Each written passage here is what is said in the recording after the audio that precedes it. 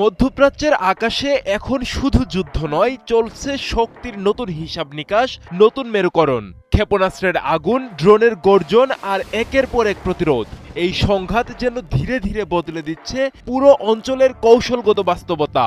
যে সংযুক্ত আরব আমিরাত একসময় ভারসাম্যের কূটনীতি বজায় রাখার চেষ্টা করেছে, আজ সেই দেশই সরাসরি নিজেদের আকাশ রক্ষায় দখলদার ইসরায়েলের অত্যাধুনিক আয়রন ড্রোমের ওপর নির্ভর করছে। এ যেন কূটনৈতিক সম্পর্কের বাইরে গিয়ে একেবারে সরাসরি সামরিক সমন্বয়ের নতুন অধ্যায়। মধ্যপ্রাচ্যের এই সংঘাত শুধু ইরান ইসরায়েল যুদ্ধ নয়, এটি এখন পুরো অঞ্চল জুড়ে শক্তির ভারসাম্য বদলে দেওয়ার লড়াই। ইরানের ব্যাপক ক্ষেপণাস্ত্র ও ড্রোন হামলায় সবচেয়ে বেশি চাপে পড়ে সংযুক্ত আরব আমিরাত।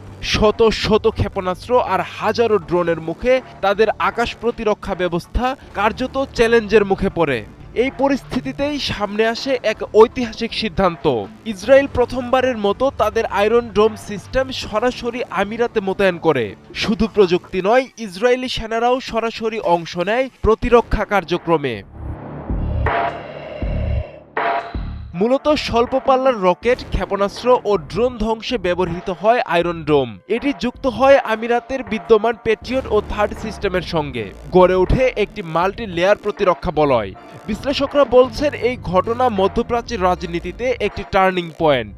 কারণ এতদিন কূটনৈতিক সম্পর্কের মধ্যে সীমাবদ্ধ থাকা আব্রাহাম অ্যাকর্ডস এখন সরাসরি সামরিক জোটে রূপ নিচ্ছে। অন্যদিকে ইরান দেখাতে চাচ্ছে তাদের ক্ষেপণাস্ত্র ও ড্রোন সক্ষমতা শুধু প্রতিরোধ নয়, বরং পুরো অঞ্চলের শক্তির ভারসাম্য বদলে দিতে পারে। আরেকটি বড় প্রশ্ন সামনে আসছে, ইসরায়েল কি এখন তার প্রতিরক্ষা সীমা নিজ দেশের বাইরে বিস্তৃত করছে?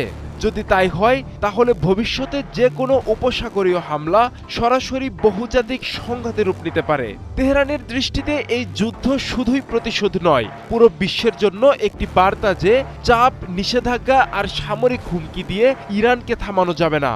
বরং এই সংঘাত দেখিয়ে দিয়েছে ইরানের ক্ষেপণাস্ত্র কৌশল এখন এমন পর্যায়ে পৌঁছেছে যা একসাথে একাধিক দেশের প্রতিরক্ষা ব্যবস্থাকেও চ্যালেঞ্জ করতে পারে। মধ্যপ্রাচ্যের এই নতুন সমীকরণে একদিকে গড়ে উঠছে নতুন সামরিক জোট, আর অন্যদিকে আরও শক্ত হচ্ছে প্রতিরোধের অক্ষ। ইসরায়েলের প্রযুক্তি হয়তো আকাশে ঢাল তৈরি করছে, কিন্তু ইরানের বার্তা স্পষ্ট, যুদ্ধের ময়দানে শুধু প্রতিরক্ষা নয়, প্রতিরোধই শেষ কথা। এই লড়াই তাই শুধু অস্ত্রের নয়, এটি প্রভাব, অবস্থান আর ভবিষ্যৎ নেতৃত্বের লড়াই। আর এই লড়াইয়ের লাগাম এখন তেহরানের হাতে। মধ্যপ্রাচ্যের নতুন ইতিহাস লিখছে শহীদ খামেনির ইরান। আব্দুল্লাহ আল মারুফ, ৭১।